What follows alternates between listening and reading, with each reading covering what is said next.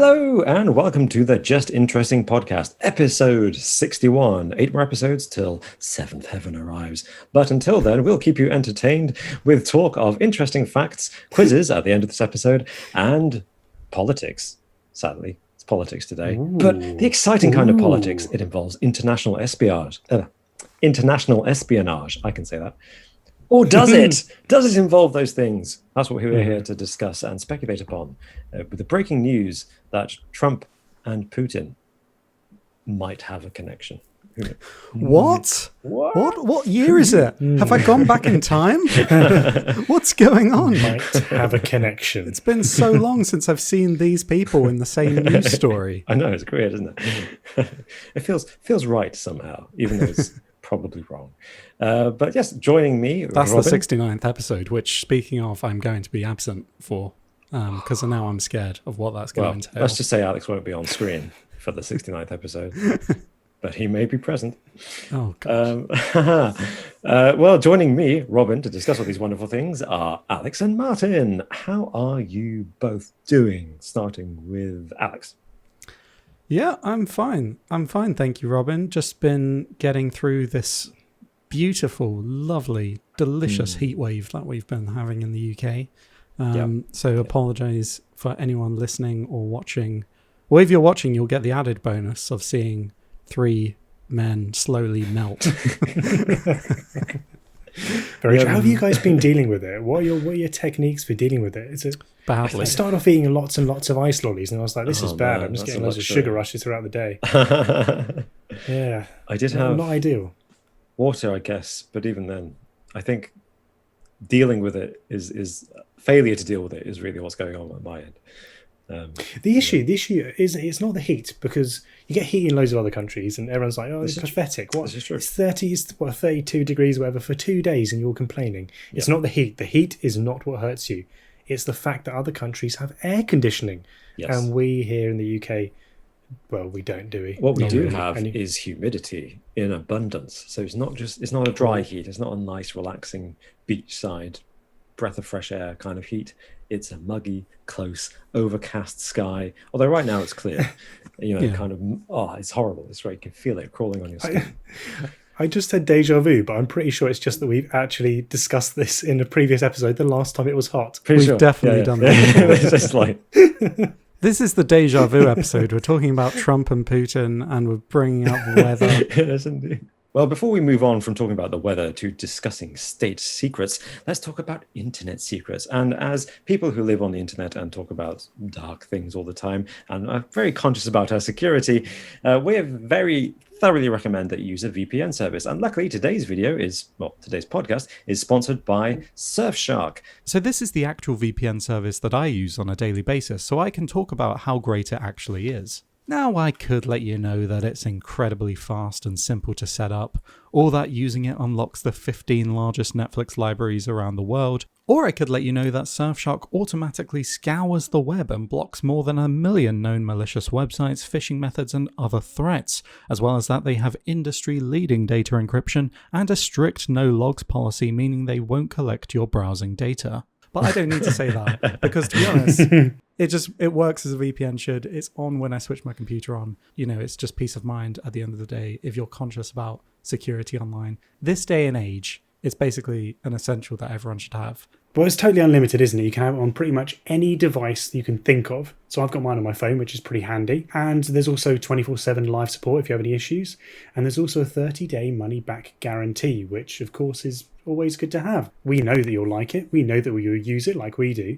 But if you don't, there's no risk there. So to take advantage of the great VPN service that Surfshark offer and that we all thoroughly recommend, head over to surfshark.deals/interesting, or at checkout, use the code interesting for 83% off a 24-month coverage plus 3 months extra free and a 30-day money-back guarantee if you don't like it. But to be honest, you'll like it, and it's an amazingly cost-effective deal for fantastic ease of mind while surfing the net. Let's bring something new to our listeners and to ourselves by discussing what we've learned this week. Martin, what have we learned this week? Well, I learned about Australia, that darn country. What's Australia known for? Give me some feelers. What's Australia known for? Koala bears. Crocodile Dundee. Yeah, what else?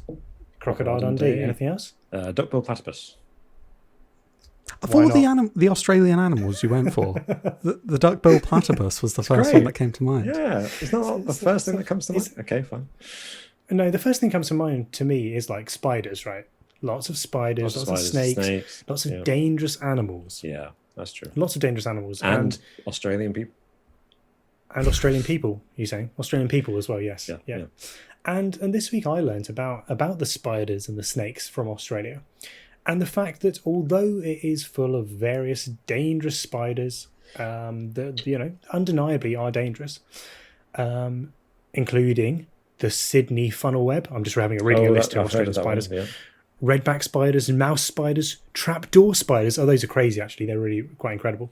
I think I've seen videos of those on YouTube. If anyone doesn't know, just type in trapdoor spider. It's pretty crazy.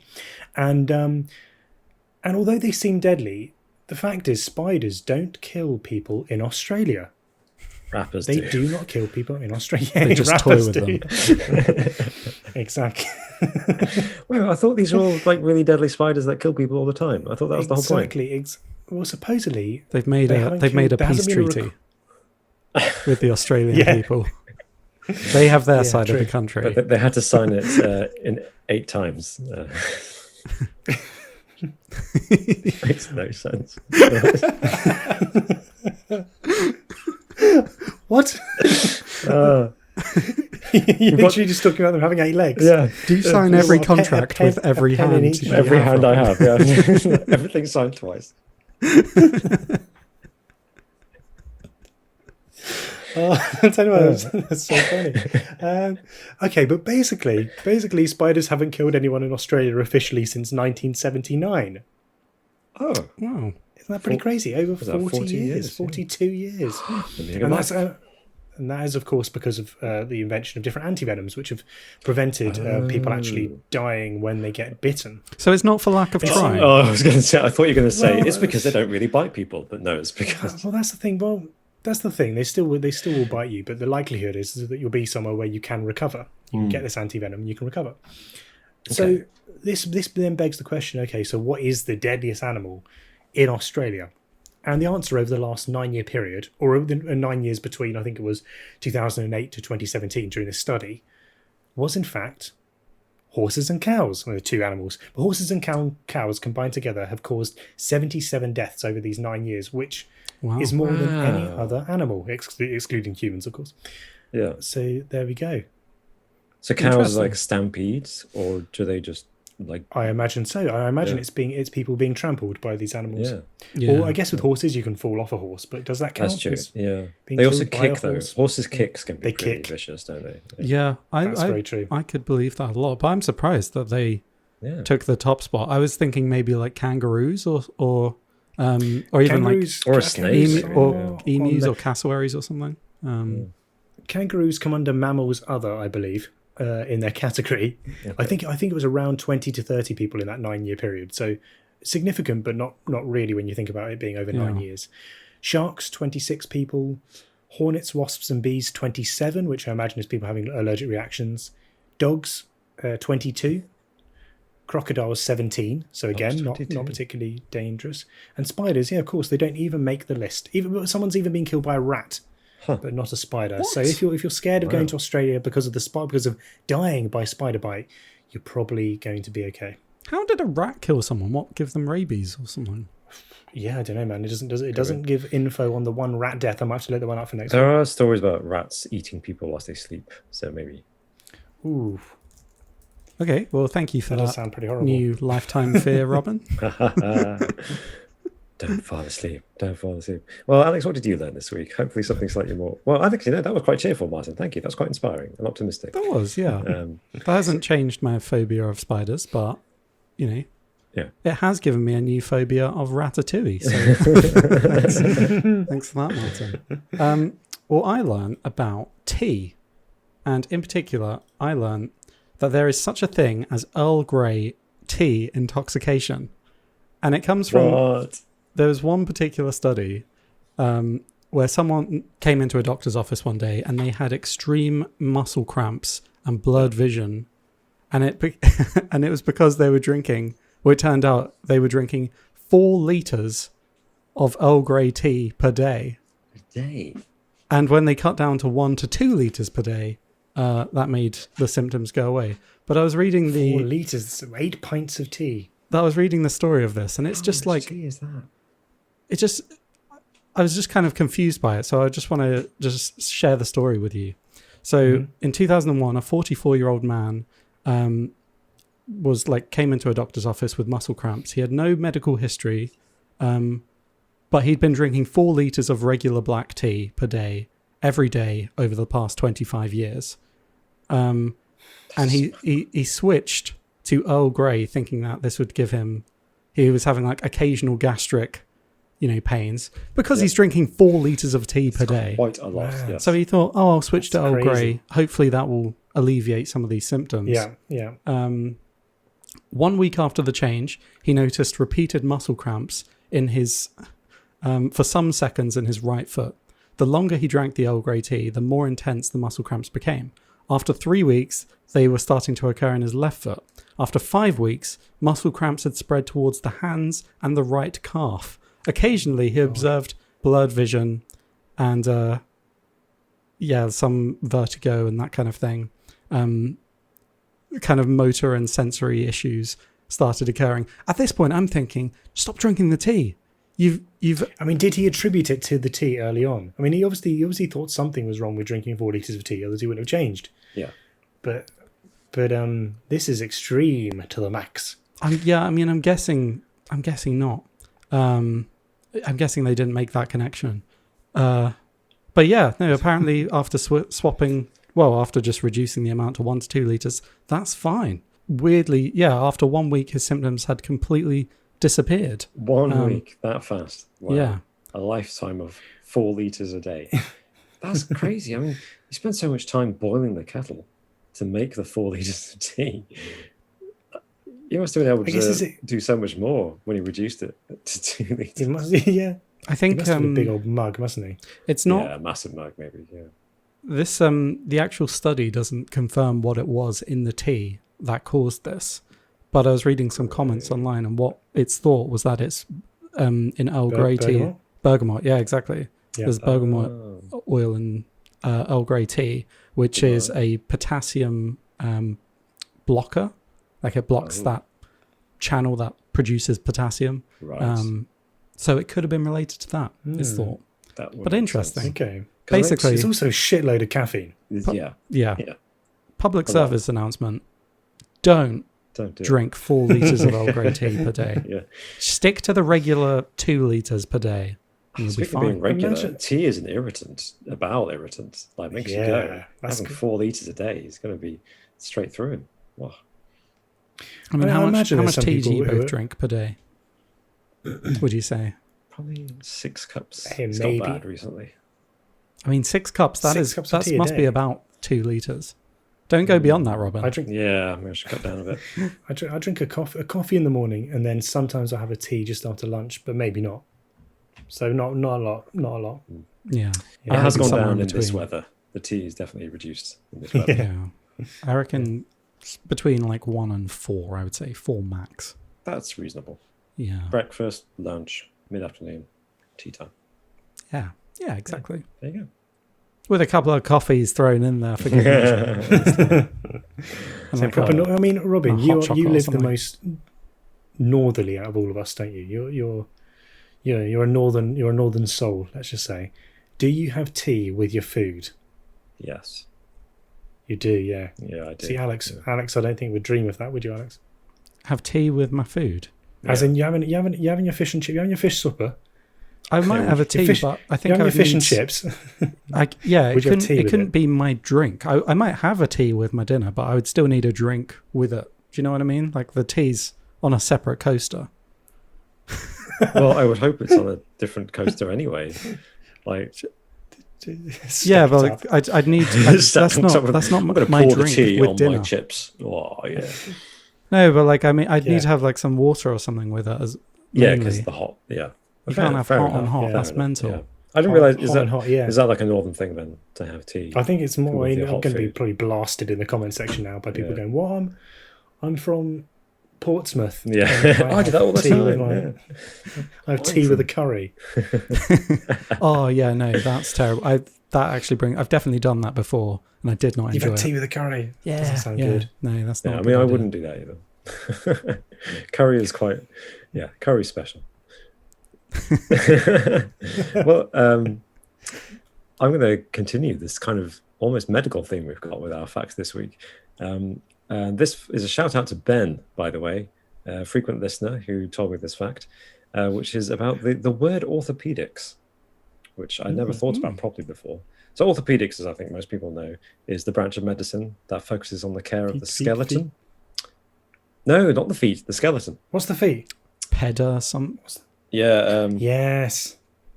Exactly. It's the ped bit that's got you, but it's not. Yeah. It's not pedic as in pedo as in feet. It's pedic in pedo as in child. Okay. I see. Right. Orthopedics. Yeah. So the name orthopedics refers to the school of medicine that's about looking after your bones and everything associated with them, the muscles and the joints and the tendons attached to your bones.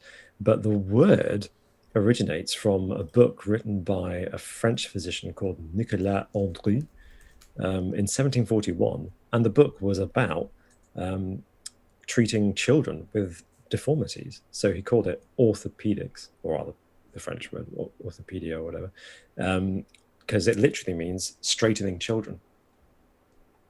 Oh, wow. But of course, so much of straightening children's deformities involves their bones, so it kind of attached itself to the study of bone problems, and then they just stuck with it all these years. So that's a good fact. That is interesting. Straightening children. Straightening children. Not only did I, in a medical way. Not only did I get it. Yeah. Not in a Westboro Baptist Church. Yeah. Yeah. Oh wow, that is interesting. It is interesting. That is really interesting. Words and where podiatrist. Podiatrist. Yeah, that's the word. Yeah, we got there eventually. Thank you, Martin. So yeah, learn 2 facts. Here we are. Just interesting. Come for 1 fact each. Learn at least 4. Yeah, and how much tea we drink on a daily basis. I know, there's so much interesting stuff in this podcast. There's interesting facts, and there's facts that no one needs to know. Speaking of which, what our listeners think, I mean, not of facts that people don't need to know. Comments of the week? Yeah. So I've got a comment from Elaine Christina, who is one of our YouTube members. So thank you for your support, Elaine. Oh, thank you. And this is referring to last week's podcast, where I tragically lost the quiz, and it's fine. I'm over it now. Yeah, it's okay. I'm a good loser. But you were using the Dick Turpin buzzer, Robin. My voice, basically. Yeah. And Elaine points out, for all of Robin's politeness, I believe he uses this particular buzzer as a strategy. It seems Alex loses his touch every time. Not fair, Robin. And I fully agree. I think next season this buzzer should be outlawed, because it's a performance-enhancing drug in the Just Interesting Quiz world. And I mean, I'd happily not use it if it bothers you, Alex. But I'm pretty sure you've won it when I've used that buzzer before. I'm pretty sure. I don't know. It feels like I've been on a losing streak recently. I like to think, Alex, that the buzzer puts you off when you hear your own voice. You're like, I've buzzed in. I've already buzzed. And then you realise that actually it's your voice right back at you as opposed to you speaking. It's the only explanation. I'm just waiting for Dick Turpin to reply. That's the thing. Like, is anyone in these woods? I'm waiting for the answer. I'm still thinking maybe it'll get back to me. But it never did. But no, it's not a problem, Robin. You can keep using it. I don't mind. I'll just have to get my own buzzer. Yeah, it might be the only bit of uncovered that you can still listen to on the internet. I'm not sure. It's true, actually. Quite likely. Well, yeah. I've got a comment from Portman, and this is on our video from last week, which was about the satanic panic of the 1980s. Oh, yeah. So if you haven't seen that one, go back and check it out. It was fun. And they say, you could say that Satanism was used as a Scapegoat. Nice. I think Nice. That's good. That's a good one. Yeah. Oh, good. It's a 7 out of 10, I think. 7 out of 10. Solid. I'm disappointed. And I've also got another one from. I know, actually. Yeah, we should have done. Yeah. I've got another one from Ruzy J, who says, Christmas dinner in the Netherlands would be gourmet. Oh, by the way, this just a bit of context. Christmas flavours. I have to provide a bit of context. In the same episode, there was a whole discussion we had about crisp flavours and about roast dinner, Christmas dinner flavoured crisps and what they taste like. Yeah. Oh, yeah. And Ruzy J says, Christmas dinner in the Netherlands would be gourmet, like everyone is just grilling random shit at the same time. The crisps would simultaneously have to taste like pancakes, egg, bacon, chicken, roasted veggies, and all kinds of stuff. Wow. That sounds great, amazing. But yeah, reducing that into one single crisp flavour, impossible. Imagine opening the packet for the first time. Just the beauty of smells that would explode into your nose. Jeez. Gosh. Amazing. That's terrific. I mean, I'm nothing wrong with that, but it feels kind of sad to not have a traditional meal for Christmas, Just everybody doing their own thing. Yeah, I mean, there's still the roasted stuff there. So I imagine you're not having pancakes with the roasted. Maybe I'm wrong. It would be good though. Pancakes.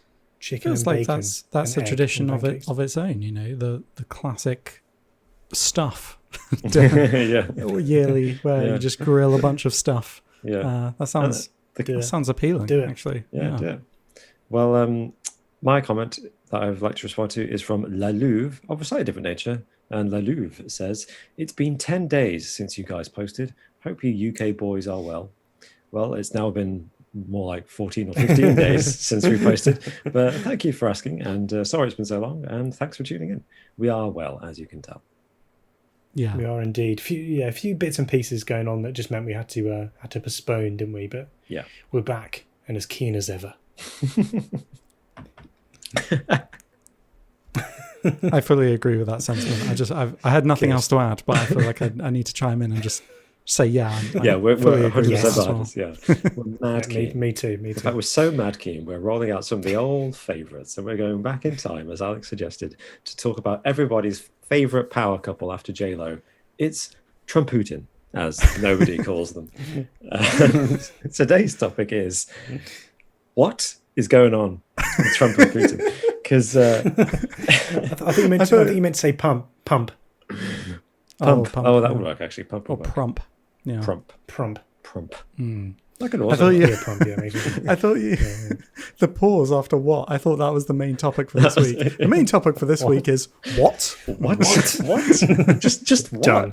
I mean, it almost is, because this is kind of, I mean, we'll talk about this, but for me, this is one of those breaking news things that simultaneously confirms everything we knew and puts everything into question. I don't know how you two feel about this, but I'm looking forward to finding out.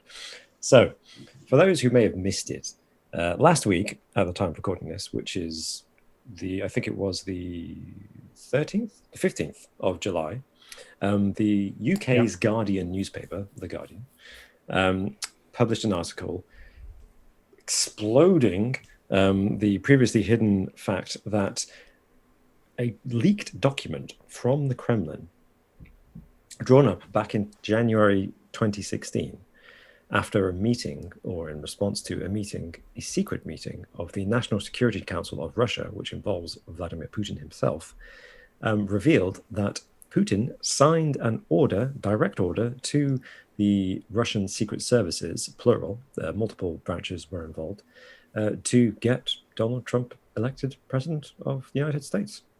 And there's some juicy, salacious details in this document.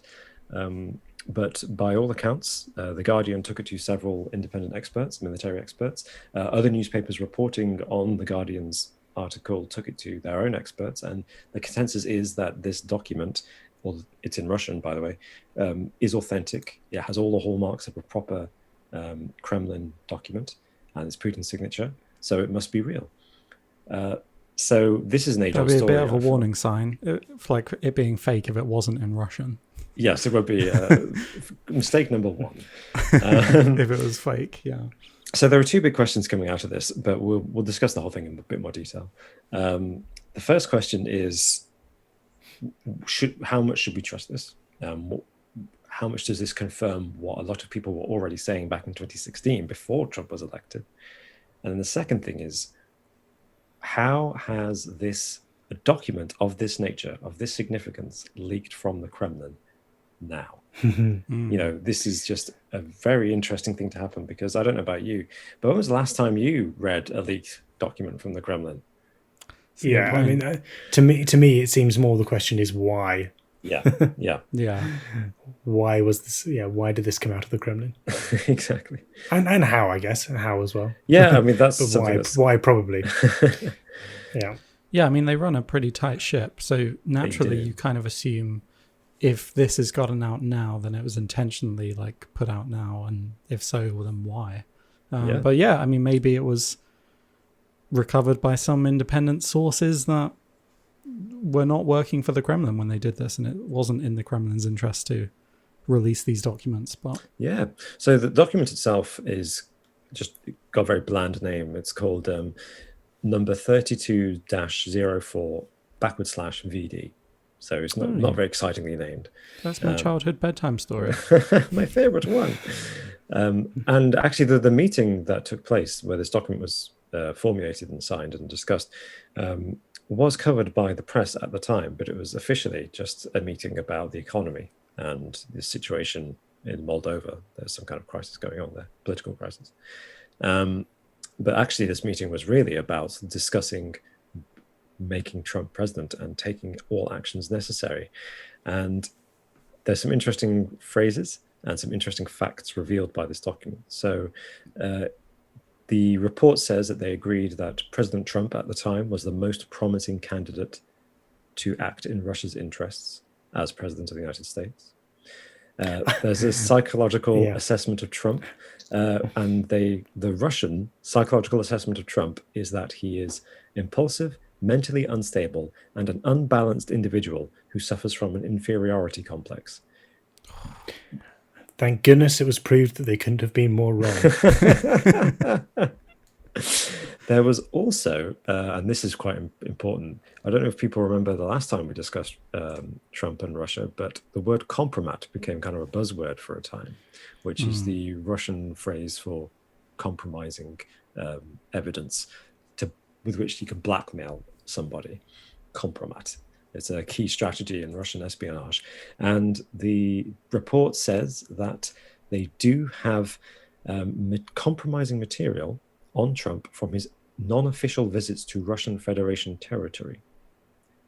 And there are certain events that happened during his trips to Moscow in particular, but the document does not say what. It does refer to an appendix attached to the document, Appendix 5, I think, which reveals what that information is, but the appendix hasn't leaked. None of the appendices have leaked, only the main document itself. Maybe they haven't leaked yet. Yeah, these are timed drip feeding leaks. We can speculate, but I'm thinking about what's happened retrospectively over the last, during Trump's presidency. You've got to think that whatever that is probably amongst his supporters wouldn't have made much difference. Even if he'd said, I love communism, I'm backing communism, they'd have been like, as Trump, he's using this as a ploy, he's going to turn it around on those Russians. Yeah, you're right. I want to say that. Well, I want to believe otherwise, but I think you might be true. If there was a video if the Golden Shower video came out, of well, I won't describe what, but you know what, and it was in full HD, you saw everything. He still would have been elected, wouldn't he? Oh yeah. It's No comment on the ability of his followers to back him regardless of whatever's going on. It's but yeah, I mean I imagine that they maybe underestimated the usefulness of that kind of evidence. Perhaps, but we don't know what it is. Well, I don't know. I think both of you. But we can guess. I think both of you are spot on in the sense that it wouldn't have made a difference to Trump supporters, because I think the document that's been leaked implies that the Russians would agree with you, because they predicted, according to this report, that if Trump became president, he will, I'm quoting now, will definitely lead to the destabilization of the US's socio-political system and see hidden discontent burst into the open. which, to be fair, they are spot on, aren't they? Exactly. That's exactly what happened. And I think a lot of that is assuming that people who like him will continue to support him no matter what, and people who don't support him will really get angry about it. Yeah. I mean, my kind of thought there was because of the Hollywood Access tape that did come out, which was was not as bad as the rumored Golden Shower video, but was still devastatingly bad. Grabbed him by the house cat. Yeah, it was terrible. Yeah, exactly. Yeah. But his supporters still came out strong, and if anything, Hillary Clinton came out worse for it, because that same week, her numbers dropped by the end, possibly because of that was another one of the WikiLeaks. That was the James Comey reopening the investigation. Right, yeah, just in time to kill the negativity from the Hollywood Access tape. Yeah, that's right. Well, here's the thing: this document doesn't mention by name Hillary Clinton, but it does talk about finding ways to damage Trump's opponents, which presumably would also include his Republican opponents, because I don't think he was the nominee at the time this meeting. This is January 2016, so I don't think he was the nominee yet, but he was the frontrunner. So presumably Russian agents acted against his Republican opponents as well as the Democratic opponents, which I think. So what do they have on Ted Cruz? What do they do on him? I mean, his dad assassinated JFK. We know this. I'm trying to remember the Republican primaries at that point, but it seemed pretty early on. Well, I think there was some kind of reluctancy in the media anyway to admit that Trump was definitely steamrolling over everyone, but he seemed to be like a front runner from as soon as I was paying attention to it. Yeah, I think as soon as he announced it, everyone was like, "Whoa, he's got a real chance here." But then you had Jeb Bush and Ted Cruz in particular, I think. I mean, the Russians didn't need to do anything to Jeb Bush. He sabotaged himself. It's true. Yeah. Please clap. It's true. But yeah, I'm just having a look who was there. Carson, of course. Oh yeah, Ben Carson. He was terrific. Yeah. Oh, and he got into the cabinet, didn't he? So everything came up Carson. He's happy with that.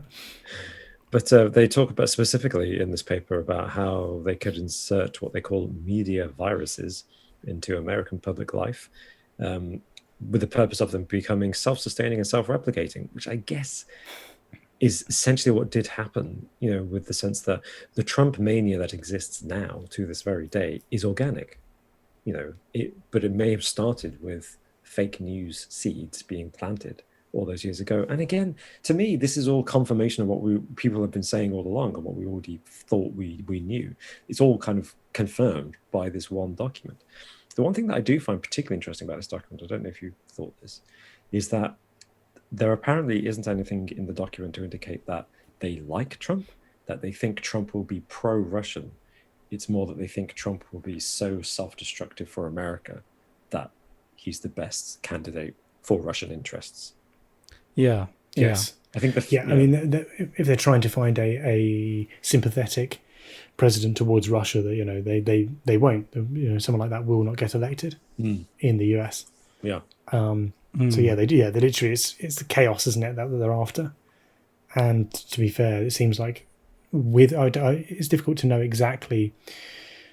Well, as we know, the extent of the Russian interference isn't exactly known, is it? We know that they did interfere, but we don't know exactly to what extent. But it suggests that whatever happened, whether they, their aims were achieved by getting him into power for sure. I mean,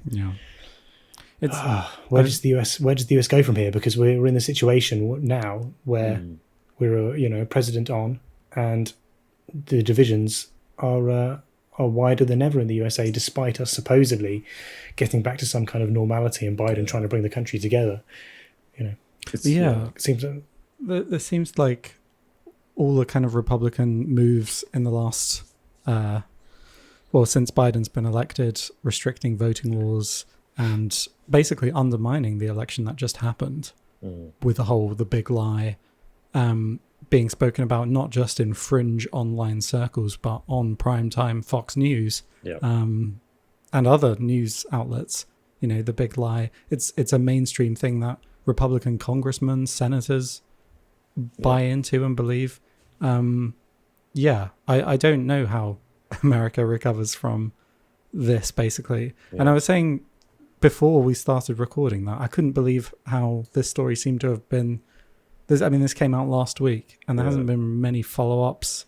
It wasn't like the most talked about story. This seemed pretty huge, but I think it was basically what we all suspected all along, or what was rumored. It was almost like we already knew all this stuff, but this is just another confirmation that it's true. Do you think that with Trump now out of office, this could be a power play by Putin and by the Russians to say, as a purposeful leak to say, okay, now you know what we're capable of. We can destabilize your country, and using it as that, as that power play against the US, and really just letting them know who's actually in charge of, of their elections and who can really make a difference. I mean, it seems like interesting timing to be releasing this document so far removed from the Trump presidency now.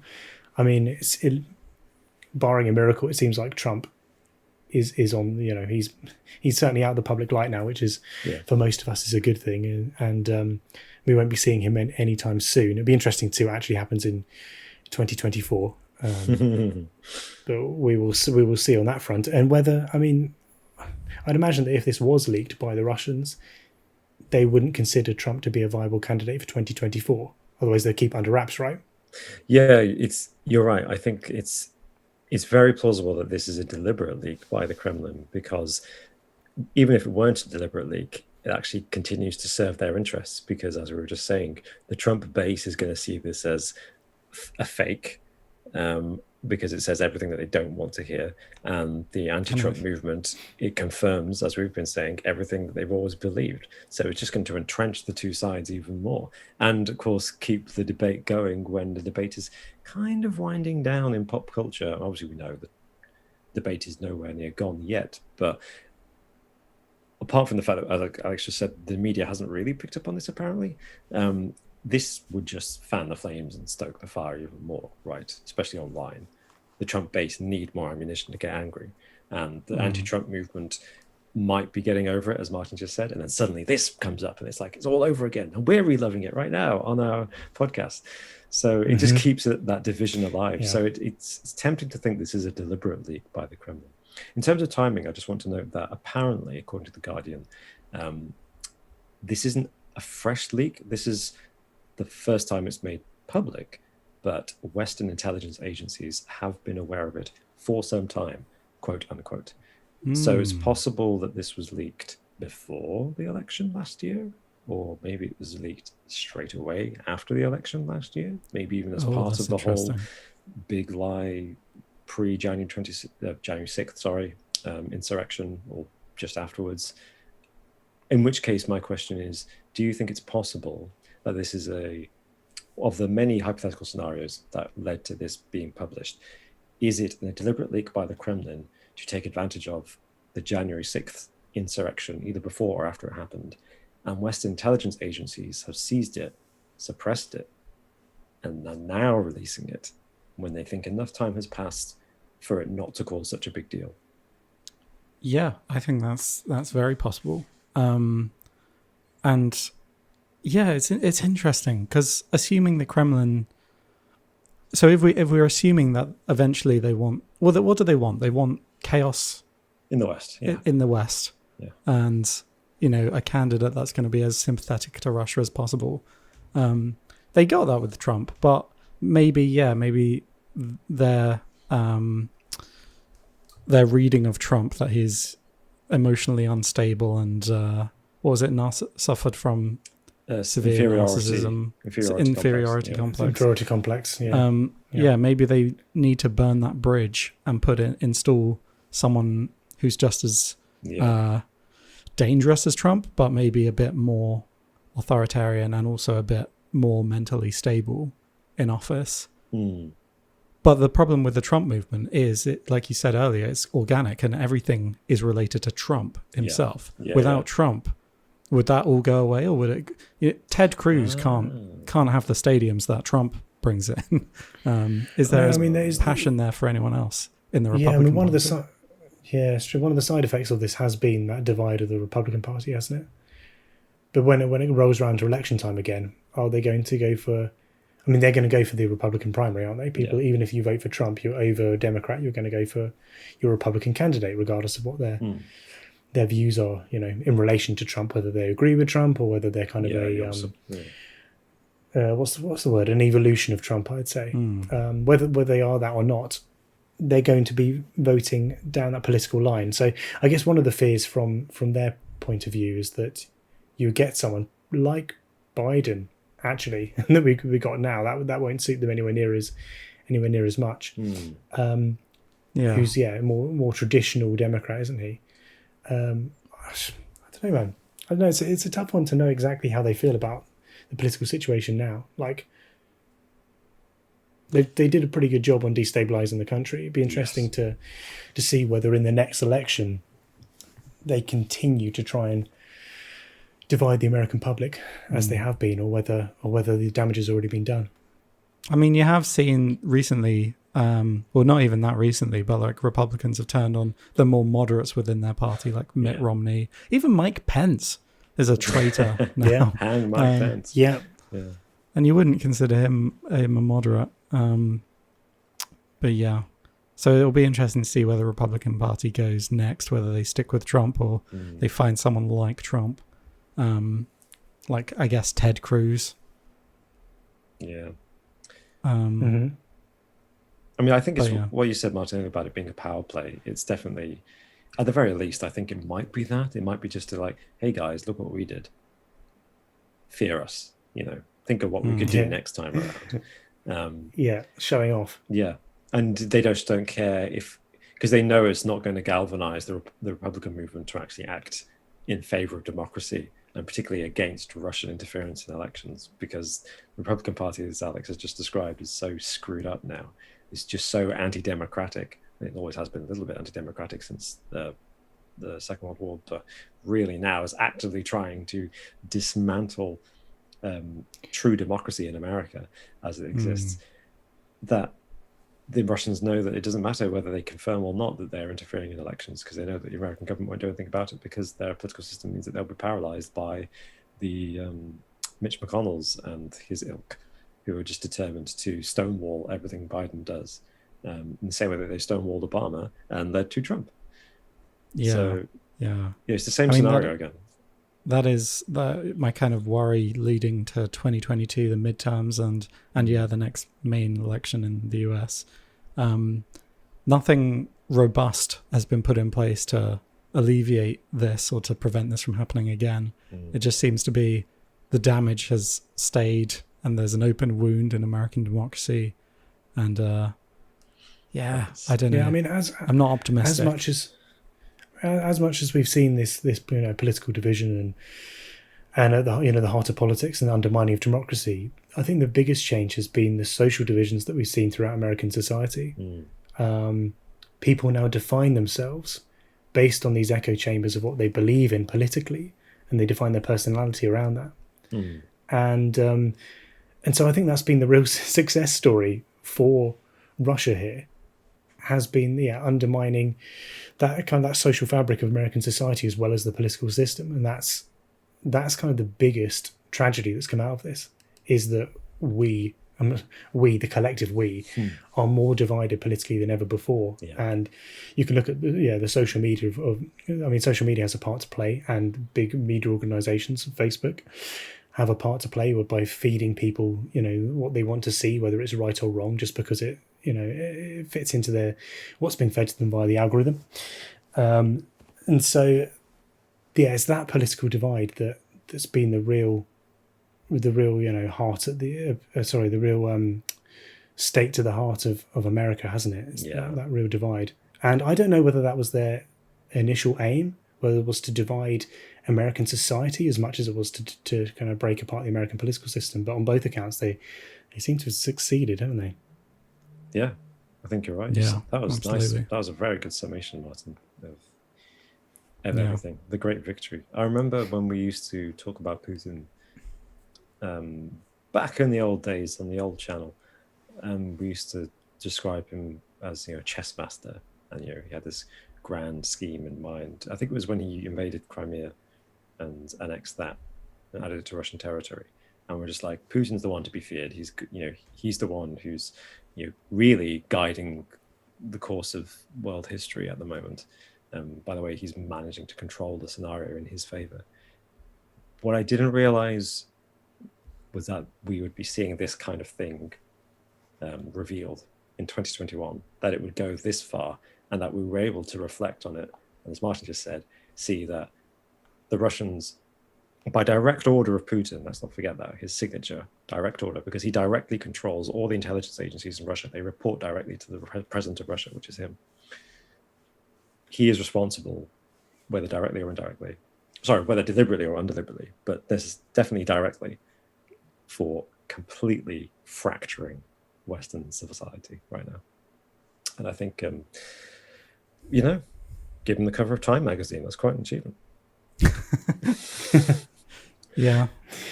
It is an achievement. It really is. I think it's difficult to know to the extent, isn't it, without knowing all the facts and the details and breaking down exactly how they influenced the US election, how they continue to influence people.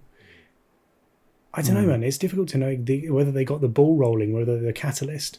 Like whether this was inevitable anyway, and they just kind of sped the process up, maybe just nudging them in the right direction. Yeah. But it was always going to end up in this place anyway. Yeah. Like go back to the 1960s, and you see everything that happened last year in 2020 kind of repeated throughout the 1960s with the civil rights movement. Yeah, and Me Too in a way is the second or third wave of the feminist movement started in the 60s. I guess maybe. I don't know, that's me. Tell us what you think, please, in the comments. Let us know whether you're watching us on YouTube or listening to us on your podcast platform of choice. Contact us either directly in comments or on Twitter at JInterestingYT. I'm at Alltime Robin. I'm at Just Alexing. I'm at Mart Interesting. Let us know whether you think these political forces shaping society right now in the West will always have been there. We're always going to reach this point, and whether Russia has just accelerated the process that was taking place, or whether he's directly exploited something that existed and turned it into a bigger thing that would ever have otherwise been. Let us know. And before we move on to the conclusion of today's podcast, the exciting potential finale to our season-long competition for the trophy sitting over Martin's shoulder, if you're watching us on YouTube, would you like to hear what Trump's official statement in response to the leak was? Yes, please. I would love to. I've read it, but I would love to hear it. Yeah, I'm going to try to do justice. So Trump's spokesperson said, not Trump himself, but you can tell that Trump wrote this. Trump's spokesperson said, "This is disgusting. It's fake news. Just like Russia was fake news. It's just the radical left crazies doing whatever they can to demean everybody on the right. It's fiction. And nobody was tougher on Russia than me, including on the pipeline and sanctions. At the same time, we got along with Russia. Russia respected us. China respected us. Iran respected us. North Korea respected us. And the world was a much safer place than it is now with mentally unstable leadership." That's the best bit.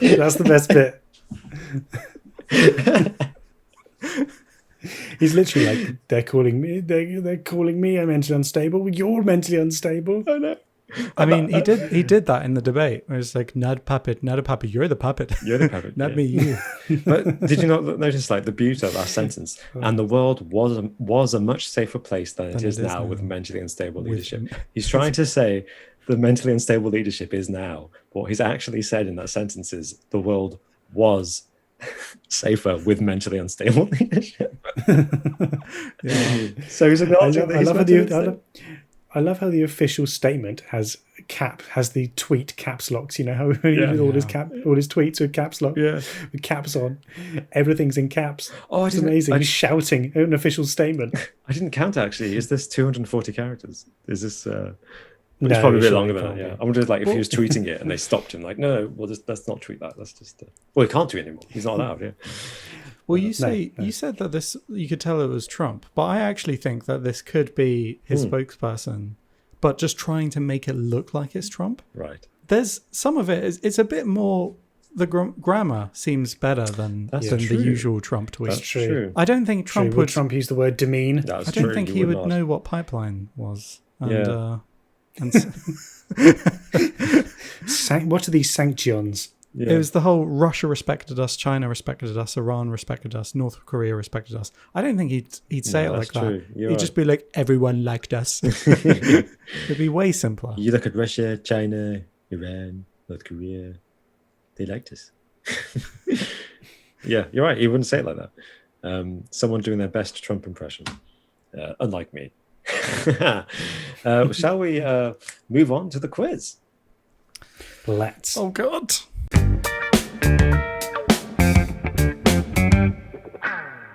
Welcome to the quiz, the possible season finale, or at least the decider of the trophy holder for the duration of our next season. Look at that beautiful thing that Martin's holding the camera. It is, for those of you listening at home, what is it, Martin? It's an Awesome Worlds travel mug of high quality premium materials, made from high quality premium materials like metal. Oh, nice. Metal. So good. I can't wait. What's at stake here? I can't wait for that to be special delivered first class FedEx first to class, me. not made of money. I want it here with me tomorrow morning. So tomorrow morning. Okay, get in your car. After the podcast, obviously. Alex, in order for you to have it, you're going to have to win the quiz. So I know. This is not going to happen. It will. It might happen. You never know. But before we do the quiz, or rather before I start asking questions, I need to hear what your buzzers are so I know who's answering the questions. So, Martin, what's your buzzer?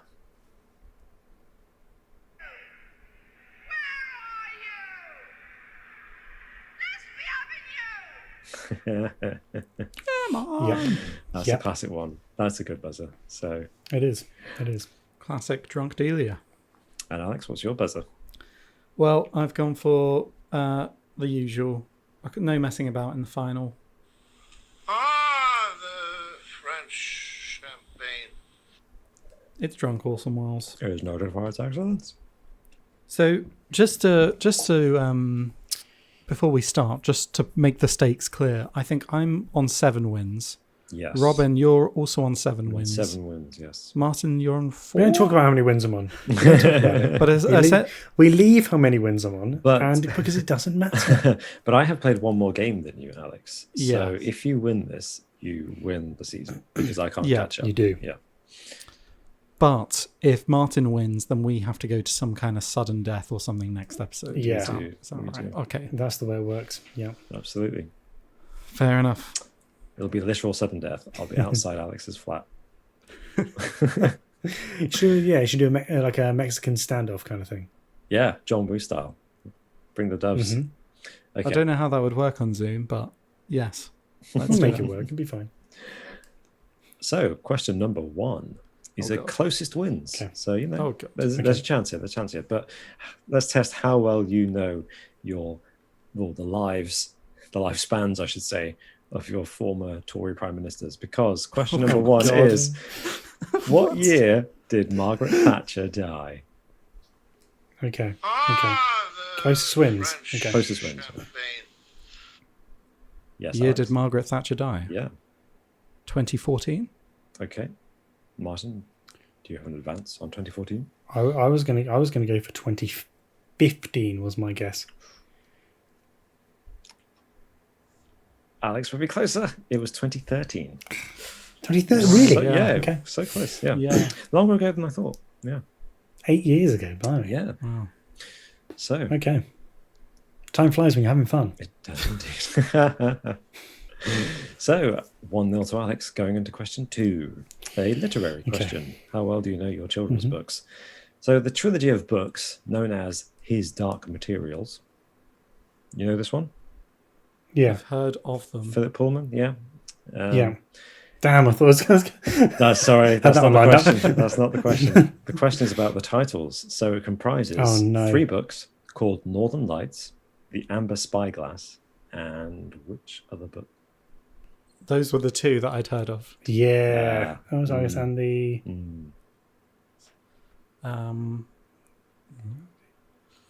This was like the one... I used to read a lot when I was growing up, and I think this was the one series that I never didn't read. Oh, okay. Amber Spyglass. Oh, crap. I should have watched the rest of that TV show that was on a little while ago. Yeah, the second series was this book. Yeah. Was it? Yeah. I only saw one episode and I was like, it's not for me. Dark Materials. That's the... Okay, I'll give you a clue. It's a kind of weapon.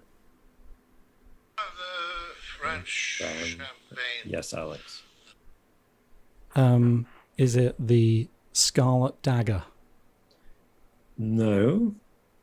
The dagger was what I was thinking too. I mean, it's not a dagger.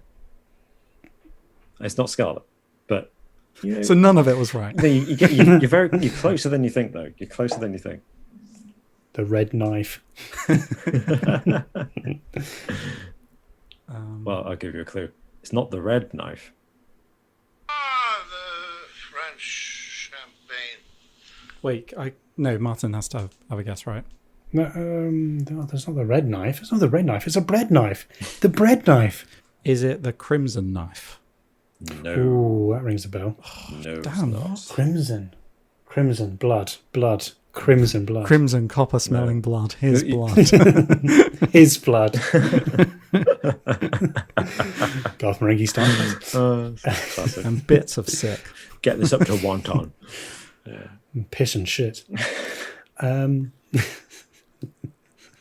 who hasn't seen that TV show is going to yeah, no, it's such completely no one will have seen that TV show. Go on then, Martin. Crimson, Martin, you gotta go for it. Not the amber spyglass, but the lilac knife. No, I'll give you one. I don't know. clue. I'll give you one clue. So it is a knife, as you've established. It's not a colour, though.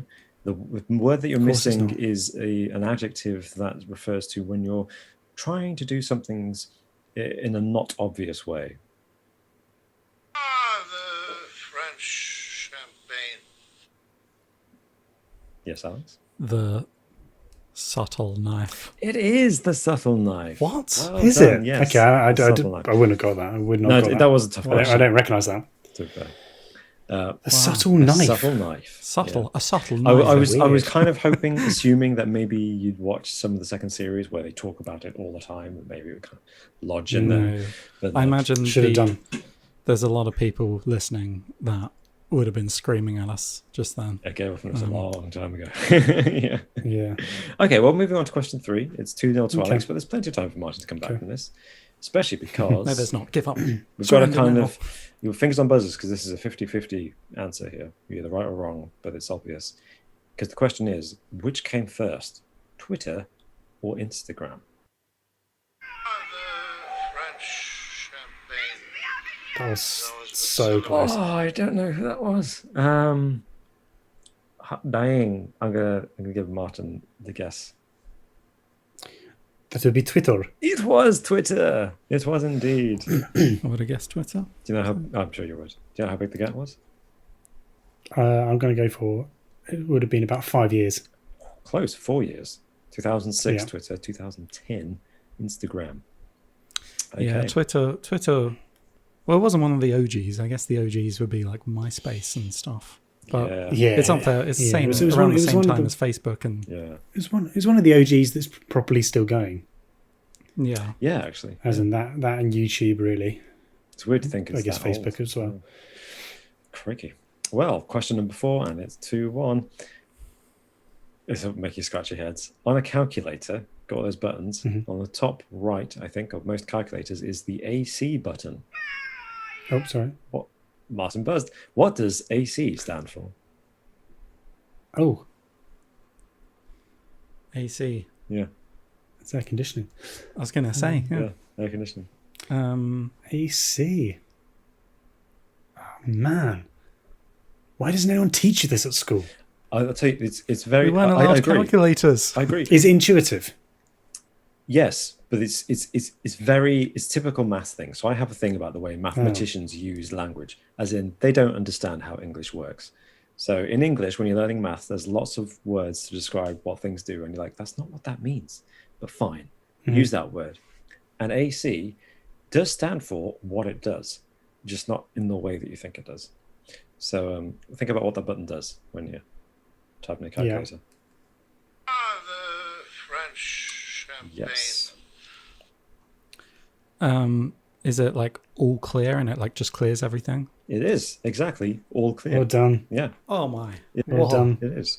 What a shot. Shot in the dark. That's what it. Yeah. Correct me if I'm wrong, but if you've got a button that clears everything on your screen, that would be clear all, right? Yeah. It's a command. Yeah, that was why I didn't buzz initially. I was thinking, is that CA? I thought it was like CA. Yes, yeah. But it's all clear for some reason. Or That's just what C. happens after you do it. Stupid maths. Anyway, question number 5, and it's 3-1 to Alex, but still everything to play for. Which hit Netflix show from 2021 features narration from Julie Andrews? The French champagne. Yes, Alex. I don't know, but is it Bridgerton? Oh shit! It is Bridgerton. Well guessed. Oh, of course it is. Sorry, Martin. Is that because your kid's not into it, so you don't watch it much? Kids and a bit.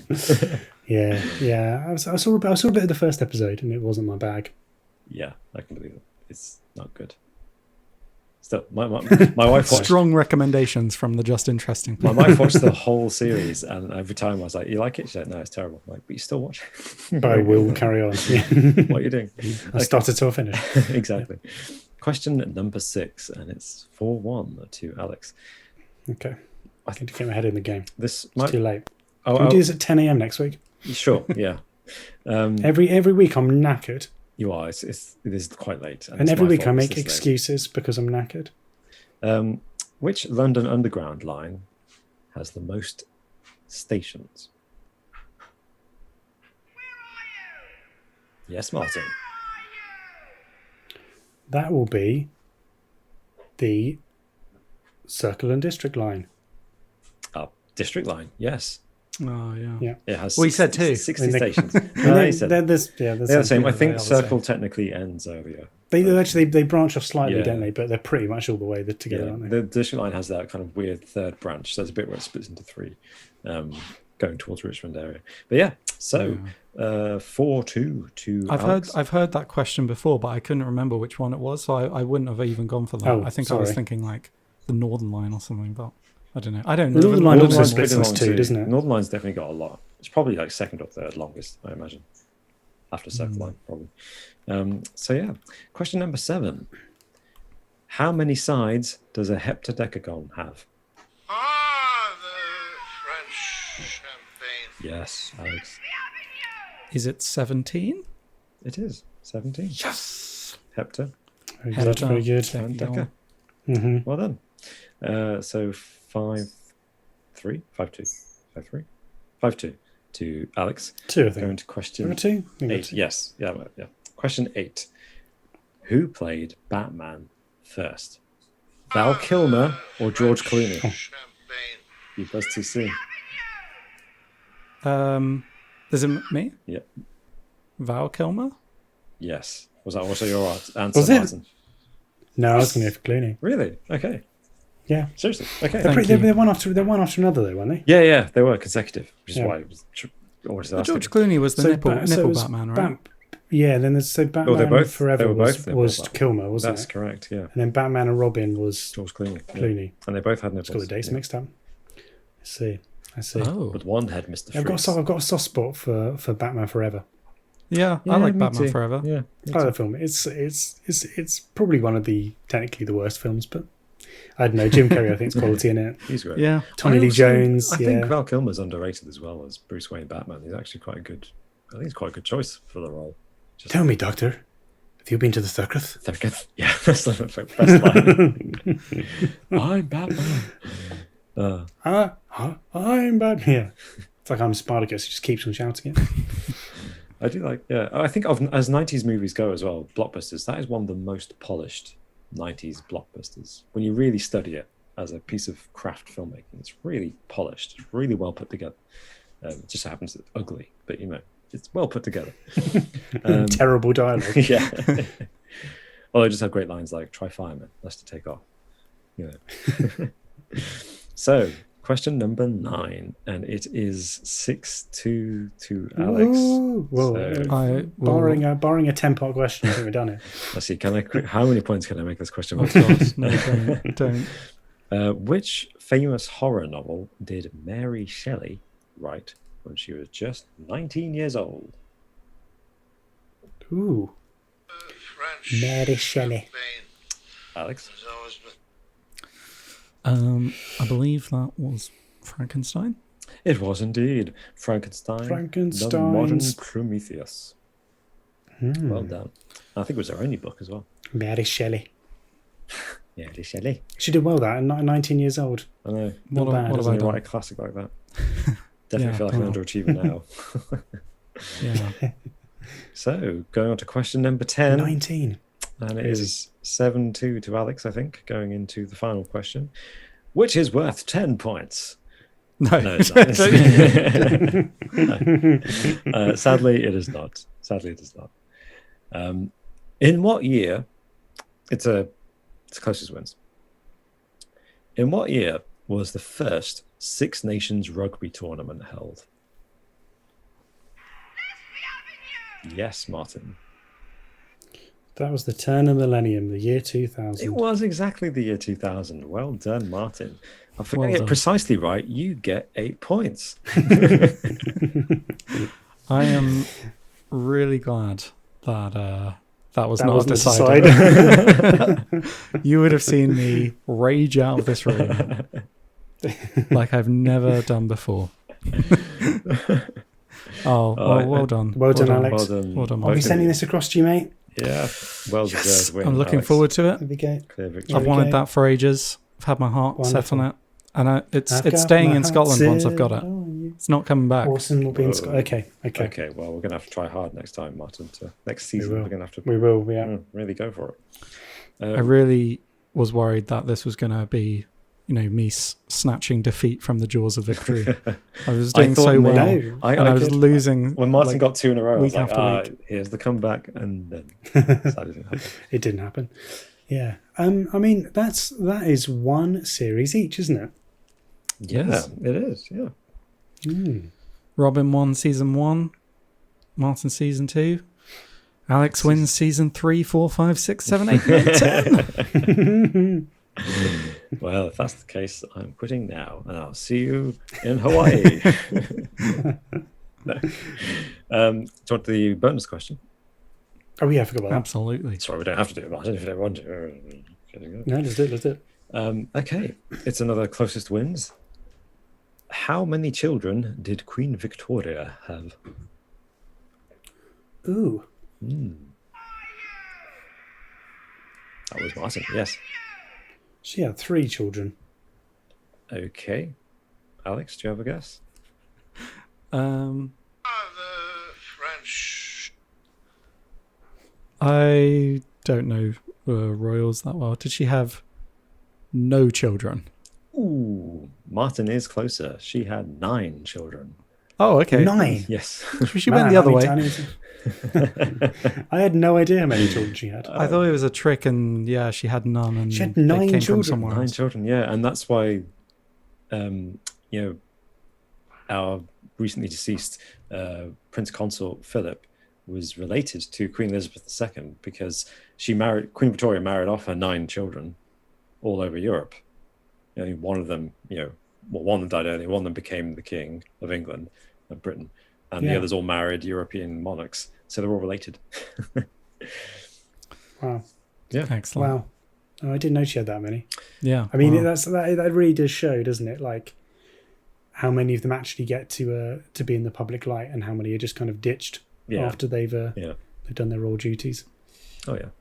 Hmm. Well, Thank you for that, gentlemen. I really enjoyed that. Well done on your victory, Alex. And Thank you. Thank sorry, you for Martin, the quiz, Robin. Commiserations. It is what it is, you know. I'm like a tennis player at the end of the set when you're losing 5-1. It's like, well, I've lost this set. I'm gonna build myself back up for the next one. Forget about this. That's the thinking. And it's bigger and better. You know, I'm not going to waste all my games on a tie break. Well then, thank you all for staying with us, for watching us, for listening to us on whatever podcast platform you like to listen to us on, and tune in next time for more just interesting discussions. And ciao for now. Bye. Thanks. Bye-bye.